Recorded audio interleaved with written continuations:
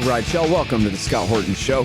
I'm the director of the Libertarian Institute, editorial director of antiwar.com, author of the book Fool's Errand, Time to End the War in Afghanistan, and the brand new Enough Already, Time to End the War on Terrorism. And I've recorded more than 5,500 interviews since 2003, almost all on foreign policy, and all available for you at scotthorton.org. You can sign up for the podcast feed there, and the full interview archive is also available at youtube.com/Scott Horton Show. You guys on the line, I've got Jim Bovard. He wrote about half the books that have ever been published in the world, including his brand new one that we're putting out at the Institute, Last Rites, The Death of American Liberty, which is, of course, a play on the title of his great bestseller from the 1990s, Lost Rights, about the Clinton regime and its effects. Welcome back to the show. How you doing, Jim? Hey, doing good, Scott. Hey, you know, the Lost Rights, it wasn't just about Clinton. It had Reagan. It had George H.W. Bush. It smacked around Carter. It had some jobs at Nixon. It was talking about abuses of government power across the board. Clinton got whacked, but that book came out in 94, and that was at the start of Clinton's rascality. Oh, okay. Well, there you go. You reminded me. But I'm looking forward to write that book, and it's great that you are going to publish it. I appreciate that. Yeah, and, you know, I read the whole introduction already, and, of course, it's great. It's as Bovardian as can be, and really looking forward to publishing that at the Institute, and I know everybody's going to love it. So, yeah, man. Let's talk about how corrupt and evil the government is. I've been reading some of the things that you've been writing for the New York Post lately here. And I want to start with the president and his boy and their corruption and that of Merrick Garland and the Department of Justice. Seems strange, Jim, that someone could appoint a special counsel to investigate someone as a favor to them. But apparently that's what's going on here, huh? Well, it's just another reminder that the name Justice Department is often an oxymoron. Got that right. Because it's so brazen what they have done with the appointment of, you know, they had a U.S. attorney, David Weiss, who spent 5 years investigating Hunter Biden's crimes. Some of the crimes are really brazen, as far as he had these millions of dollars of wire transfers that he did not pay federal taxes on. And so, I mean, I don't know how many $1 million wire transfers you've received. Personally, I haven't gotten any of them, but I know if I did, I'd say, you know, I should pay my taxes. But yeah, I guess and if you didn't, they would have your ass for sure, any of us. Oh, absolutely, because because I'm not the son of a vice president or a presidential candidate or a president. You know, there was no gray area here, but they started the investigation in 2018. If they had brought charges against Hunter Biden in 2019, 2020, you know, Joe Biden would not have won the presidency, but they didn't. So they dragged it out, and here it is. And you know, now we're in the shadow. Now the 2024 presidential campaign has started. So they set up a plea deal where you had a gun violation because he was he was confessed narcotics user and lied about that to buy a handgun, which he lost. And then he had all the tax violations. And David Weiss is going to say, well, you know, we'll just let him plea bargain it down. We'll just give him probation, and, you know, he'll promise to be a nice boy. It was bizarre. It was bizarre. I mean, and it was great that federal judge Mary Ellen, I don't know how to pronounce the last name, but Mary Ellen's her first name. She asked a few questions, and the deal collapsed. Mm-hmm. And yeah, that was interesting, right? Like they had added some last minute thing to try to blindside her, and she rebelled against him, huh? It was bizarre. I mean, there was, there was the plea bargain deal, and apparently on the morning of the court hearing, July 26th, the Justice Department added this kind of vague paragraph that turned out to give blanket immunity, which was perceived by Hunter Biden's lawyers to give blanket immunity for anything that he had, been investigated for by the feds. So, and that blew up like a mushroom cloud. Yeah. And by the way, I got your piece here. It's either Norika or Norika, I guess. The judge's last name there, if people want to look that up. The piece Okay, thanks. Yeah, the piece at the Post is called Merrick Garland's Latest Dirty Trick to Protect the Bidens. And so, really, this is just a punt. It's simply a delaying tactic on behalf of the guy who they're supposedly after, who they're responsible for prosecuting here. Yeah, well, but this is just typical of how the government works these days. I mean, there are over 5,000 different federal crimes, and you got all these FBI agents. And if someone like you, who's an outspoken government critic, crosses this line or that line, you could have an FBI SWAT team on your front steps very quickly. But if you're if someone's got political connections, it's not just Hunter Biden. There was a story I did for Playboy in the late '90s talking about how so many of the children of the grown kids of top politicians had their drug charges either whitewashed or simply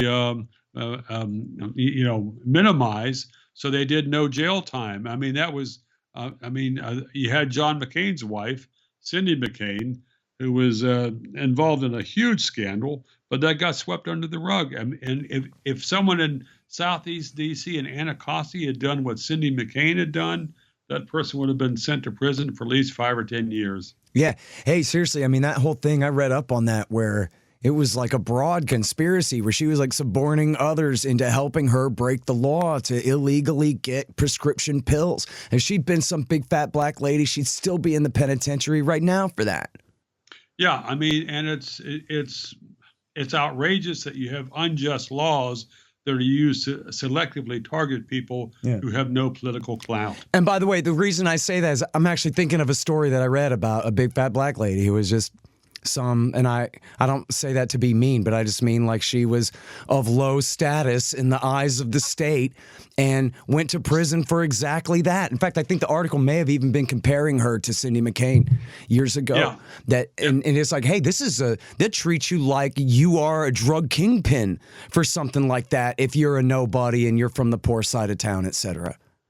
Well, and the other wrinkle in that is John McCain was a corruption kingpin. He was almost indicted for the Keating Five, kickbacks, bribery, whatever he took for a savings and loan swindler that got bailed out by the feds. And John McCain was there pulling strings to save that guy's butt.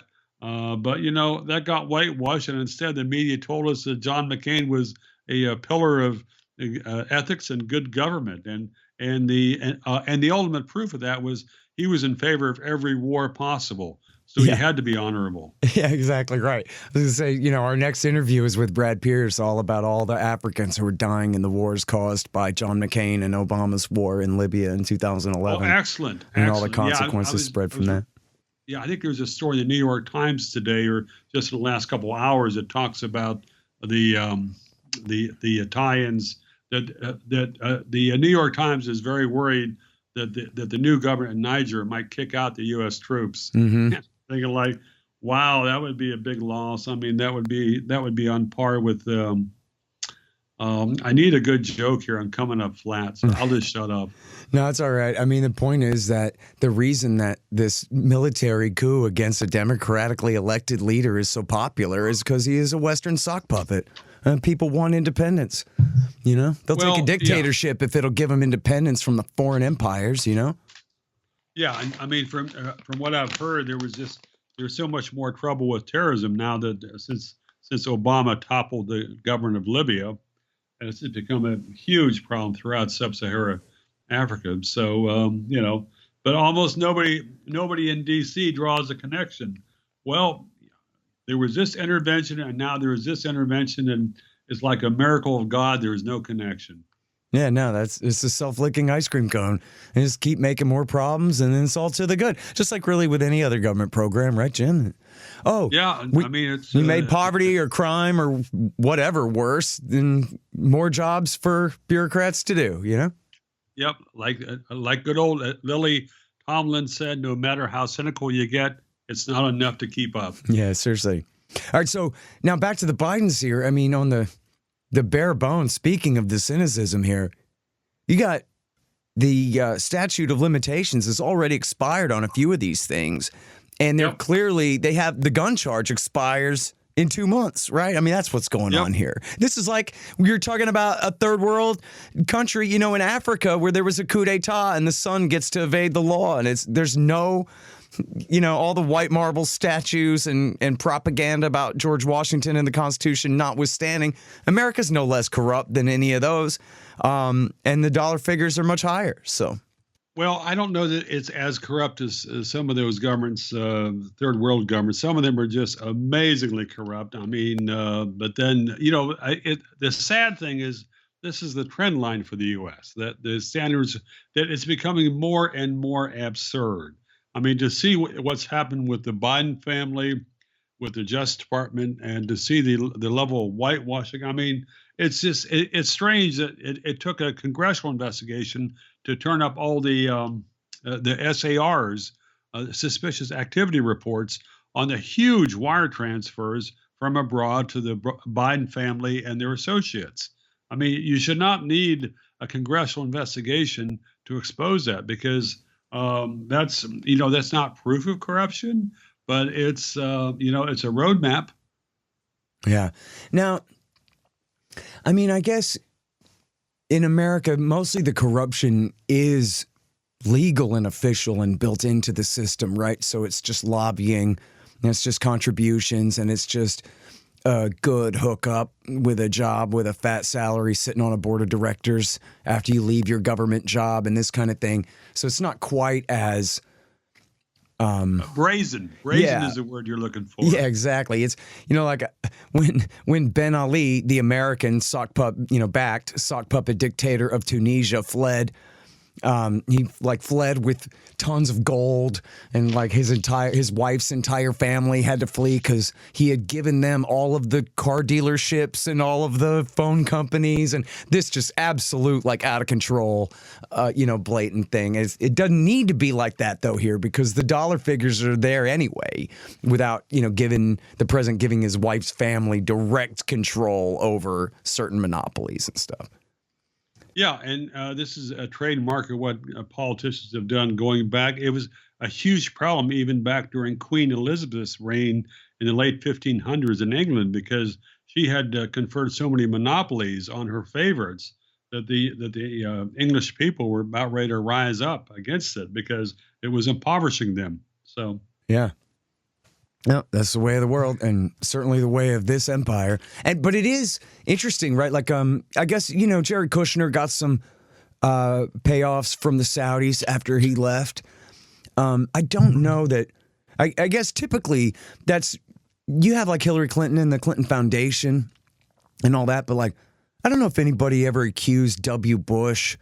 Or even Obama. I guess Obama maybe got some fat book deals or something, but I don't think anybody really accused W. Bush of personal corruption. Bill Clinton gave a lot of big, high cost speeches that were obvious payoffs and stuff like that, including I think the day after he left office, he went and gave a speech to Citigroup for a few $100,000. But yeah, I guess I've seen people talking about, with Biden, what's remarkable about it is how direct it is. In terms of him and his family participating in this, where usually most politicians would stay a couple degrees further removed, find a way to make it look more official and less underhanded. Yeah, I mean, a part of what was surprising to me was Biden, I guess, was it in 2017, he openly bragged about how he threatened to withhold U.S. aid to Ukraine unless they fired the prosecutor. And I mean, I don't know how much more brazen it's possible for an American politician to get on a public stage, but he said that, and it was basically swept under a rug. Well, the American policy was trying to do the right thing, but it's so you had your son on the board there in a corrupt board where he's getting a big, pay for a do-nothing job, basically, and then you're bragging about getting the prosecutor fired who might have exposed the wrongdoing by that company. It's I don't understand how this doesn't add up for the American media. Yeah. Well, I mean, they had an alternative story, which was pushed by the Atlantic Council and the rest, which was, no, Biden was upset that this prosecutor was so corrupt. And all he ever wanted was for this prosecutor to really crack down on the company that had hired his son for $1 million a year to do nothing. And they just wouldn't do the right thing. That's how honorable Joe Biden is. He was like, I demand you prosecute my son's company or else I'll have you fired. And we're all supposed to buy that. Well, That's the I guess simplest the Washington Post, explanation. the New York Times, and NPR, they all bought it because otherwise, I mean, Biden would have been, tarred and feathered instead of being handed the South Carolina primary, and then abracadabra, all of his opponents drop out in the next 48 hours in 2020. So, I mean, there are so many shady aspects here, and part of what's kind of wild is I don't know we've even seen the tip of the iceberg on the corruption. Mm-hmm. Hey guys, Scott here for Leo Hamill Fine Jewelers out of San Diego at jewelrystoresd.com. They do business nationwide. They sell jewelry and watches, specializing in engagement rings. You know, in case you're in love with somebody. They also specialize in one-of-a-kind vintage and antique jewelry, fully serviced pre-owned fine watches, such as Rolex, Patek, Philippe, Cartier, and any high-end brand. Leo's also services high-end watches faster and cheaper than going to a factory service center. Leo's takes all the stress out of shopping for jewelry and engagement rings, and always at the right price. They deal nationwide over the phone at 619-299-1500. That's Leo Hamill Fine Jewelers out of San Diego. Go to jewelrystoresd.com to check out their fine selection and to find out more. Hey y'all, you should sign up for my Substack. It's scotthortonshow.substack.com. And if you do that, you'll get the interviews a day before everybody else. But not only that, they'll be free of commercials. How do you like that? Pretty good, huh? scotthortonshow.substack.com.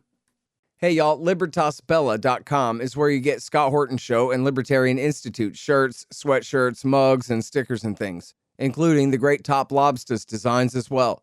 See, that way it says on your shirt why you're so smart. Libertas Bella, from the same great folks who bring you ammo.com for all your ammunition needs, too. That's libertasbella.com. Yeah, I mean, that's really true. So much of all this stuff is done in secret. And, you know, I read this thing in the Washington Times this morning. Did you know this? That said... No. Well, you don't know what it is yet that I'm ranting about because I haven't said it yet. I'm trying to be helpful. Let me see if I can page down and find it here. This was new to me, man. I'll have to read it. Here it goes. From the Washington Times, the story is called House's Corruption Probe Goes After Biden Documents at National Archives. They're seeking these emails. And it says here, referring to previous reporting by the Times, I guess, the Washington Times, they say, the email about the Poroshenko call was sent to Mr. Biden. This is from the Burisma executives. The email about the Poroshenko call was sent to Mr. Biden under the pseudonym Robert L. Peters. Mr. Biden is known to have used other pseudonyms, including Robin Ware and J.R.B. Ware. Have you ever heard that? No, I hadn't heard that. Wow. So this is an email that was to the vice president from a Burisma executive where Hunter is CC'd on it. And Biden is called Robert L. Peters in the thing. He's got a fake name. So, and this is during the time he was vice president? Yeah. Wow. So they're going after the National Archives saying, gimme. Yeah, this is in, again, the title of the article is House's Corruption Probe Goes After Biden Documents at National Archives. Okay. And this is, I mean, man, yeah, boy, I think you really hit on something there that we're only just beginning to find out about the extent of this. We might not ever find out the real extent of it. Again, the subject here is they appointed a special counsel to cover it up, not to get the guy. Yeah, it certainly looks that way because they have someone who's, moving so slow, and he did move so slow, and they're saying, well, those got to go to trial. It's like, yeah, you're going to go to trial, December 2024? Because, there's a presidential election that's ongoing right now, presidential campaigns. Biden is making all these statements and these speeches as part of his reelection campaign. and yet we're going to expect the Justice Department to be honest now. I mean, there are some honest folks in the Justice Department, and some folks who I assume want to actually follow the law and enforce the law. But you got a number of the political kingpins have just they are calling the shots, and they're not getting the heat from the vast majority of media. They're like, because the media is on the same side, because media is on the President Biden side. Yep. Yeah, man, it's really something else. And I mean, we could have Donald Trump running as the nominee, quite likely even now, running as the nominee from his trial or from actual prison if he's already been convicted by then of one of these process crimes. I mean, I read people who are definitely not too favorable of Trump saying that, boy, these charges here are very much like offenses and very dependent on the state of mind of the person saying the thing he said at the time. And these are, anyway. And then you're going to have, I don't know, I guess the special counsel won't be in the news. The media will just bury that and just, as you said, as long as they can wait till December, then they'll just pretend it's not an issue until then.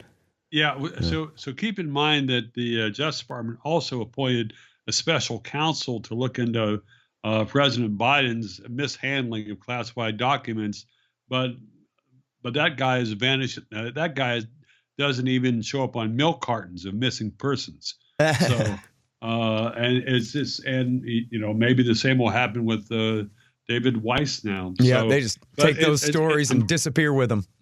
Oh my goodness, yeah, but it's okay because it's under investigation. Yep, which is also why I'm sorry we can't comment for another couple of years. Yeah, and not only that, but Weiss cannot testify on Capitol Hill, and Weiss's people we have to wait till the investigation is over, i.e. until Biden is reelected. Right. Now, so let's say that we lived in an alternative universe where the Republicans even had the courage to stick up for their own interests here. Could they not just simply impeach this prosecutor and say that he's fired and cannot be the prosecutor? That's a good question. I don't know. So there are, my understanding is this was done under regulations written by the Justice Department. One of those regulations is that the special counsel needs to be independent, but David Weiss, is still still on their payroll. The Justice Department payroll still works under Merrick Garland. So they made an absolute joke of that. So I don't expect them to follow other laws and regulations. Yeah, exactly. But yeah, so I mean, that's the thing is, if the Republicans really could stand up to this and say, we're not going to let you do this, although they don't have the majority in the Senate. But there is talk of an impeachment effort against Biden. My understanding is that a major benefit of that would be that they could do more investigations. Some of the House committees are doing good investigations now. They have found some fascinating stuff. It should have been exposed years ago, but better late than never. Yeah. So, but there's so many wild cards on the table at this point. So, yeah. Well, look, I mean, I don't know if you just take the partisan stuff out of it, and I'm not a Trump guy. I don't think you've ever been one either, but no. We're just libertarians looking at this.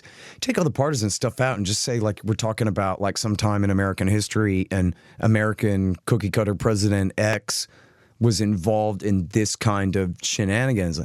This is some pretty bad, Teapot Dome, Spiro Agnew type of corruption, the president and his son, and extorting the firing of a foreign prosecutor and all these payoffs from, foreign government-tied corporations and all these kinds of things.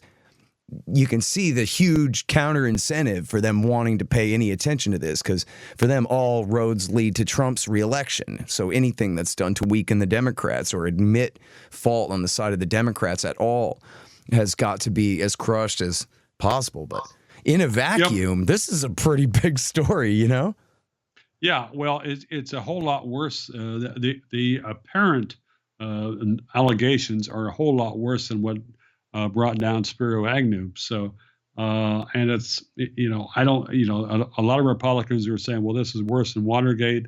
I don't know. I mean, it's frustrating. It's hard to get good, credible information on how bad everything is because the government's withholding so much. Some of the critics are overstating what they have and what Biden has allegedly done. So, I mean, there's just so much. It just seems like there's a lot more BS in Washington now than there used to be. Yeah. All right. Well, speaking of BS, let's talk about the censorship regime. Another great piece that you wrote for the Post. Biden censors battered. Expect an epic Supreme Court showdown. And this is really about two major pieces of good news in a row in the form of one ruling from a judge. And then the second is, I guess, not a final decision or opinion being handed down, but the arguments that took place in court on the appeal. If I read you right here. So can you please take us back and tell us what's the issue and what's the big deal? Yeah. So on last week, the Federal Appeals Court heard the Justice Department's appeal of a butt kicking that they got by federal judge Terry Dowdy. He gave a decision on July 4th, which he condemned the Biden censorship regime for the most potentially the most massive attack against free speech in U.S. history. And Dowdy had 155 pages of details of how the Biden administration and the FBI before that had actively censored Americans from commenting on social media, on things like COVID, on the election, on other issues, gender change issues, abortion. There's also been a lot of censorship on Ukraine. But so what this judge did is this kind of put a bright red marker on the road and help people recognize, okay, this is not just some vague allegations of the Twitter files. This is systemic. There was a court case being led by the Attorney General of Missouri and Louisiana and supported by the New Civil Liberties Alliance, pushing forward, exposing, doing a lot of depositions with some of the government officials like Fauci, who were, leading the effort to muzzle Americans from expressing their thoughts or ideas or putting out other facts there.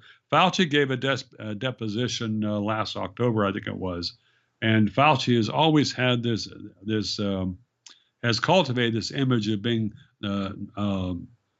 absolute, knowing everything, and the ultimate wise man. But so I wrote a story about his deposition, and so I said, Fauci is omniscient except during depositions, because like 174 times he said, well, I can't remember, I don't know, I don't have any recollection. I mean, completely weaseling it, because on a lot of the things he was asked about, yeah, he'd said on the record before the exact opposite of what he was saying at that point. But there's, it was fun to write this up because most of the mainstream media is downplaying this censorship scandal. The Biden people are acting as if there isn't a dead body of someone who got censored and killed by the FBI or whoever. Then there's really no problem. So, but it's fascinating to see how easy to see how so much of the media went to the barricades to support federal censorship, and they're still doing it. Yeah, it's really incredible to see. And, you can understand why from a purely business type model that, it's hard being in the newspaper business right now. It's hard being the legacy media right now. And if they can get the government to regulate their young, new upstart competition away, including every man on Twitter having their say, then they'll do that. They could go back to the New York Times, rather Jennings and Brokaw have the, joint monopoly on American public opinion, then they'd do that in a minute. And I guess we'll see how it goes, but it seems like this is really already backfiring on them, because we can see how much of the legacy media was cooperating with this and promoting this kind of censorship regime. And then there's a lot of resentment that comes with that, like this story about how the FBI held that fake, exercise, that tabletop exercise in Aspen, warning all the social media companies that there's about to be some Russian disinformation right before the laptop came out, the laptop that they'd had for more than a year by then. Yep. Well, I mean, there's so much brazen um, brazen abuses, and it was great that this federal judge Dowdy tied the pieces together and had it in a very compelling whole, and that it forced people to pay attention to the issue. Because prior to that, they were kind of saying, well, it's just a handful of journalists. It's Elon Musk. It's this, it's that. No, this is a systemic problem. And what struck me was the evidence from that Dowdy decision, July 4th decision, showed that both the 20 and the 2022 national elections had been tainted by federal interference and censorship. There was a definite taint to the 2020 election because there was a systemic, federally funded effort to suppress anyone who raised questions about mail-in voting as not being reliable or trustworthy. That was suppressed, and the same for anyone who was trying to raise doubts about the election bona fide. So that was a taint.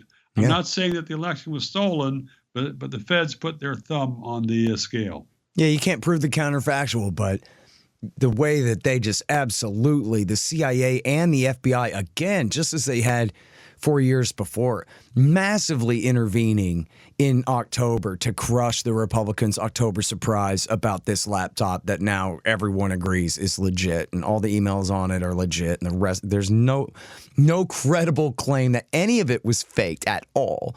And has, we have the email from the Burisma executive saying, listen here, Hunter Biden and Devin Archer, the reason we hired you is to take care of these prosecutions for us. Now get to work.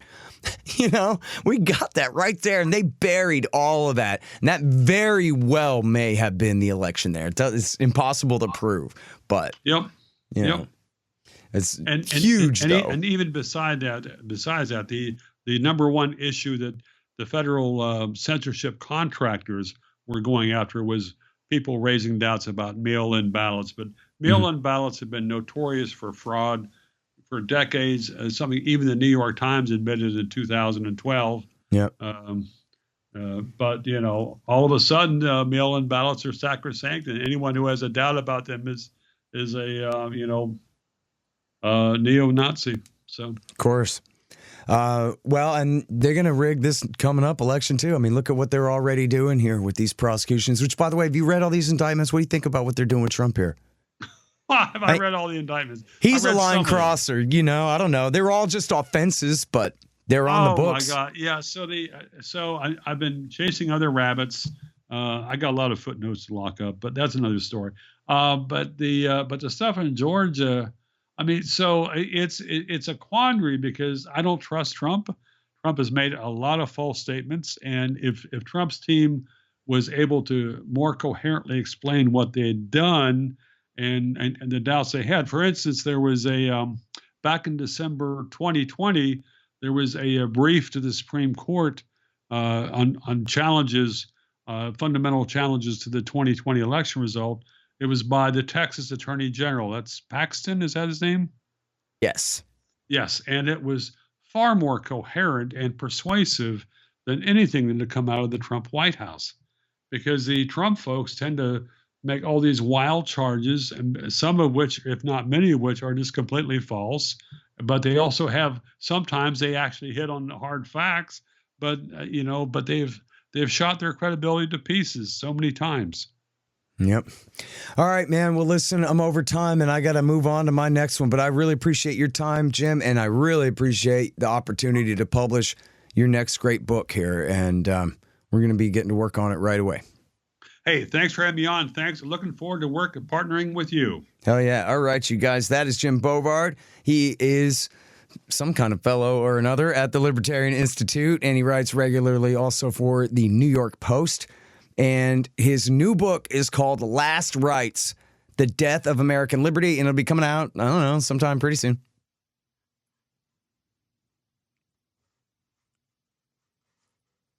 The Scott Horton Show, Anti-War Radio, can be heard on KPFK 90.7 FM in LA, APSradio.com, antiwar.com, scotthorton.org, and libertarianinstitute.org.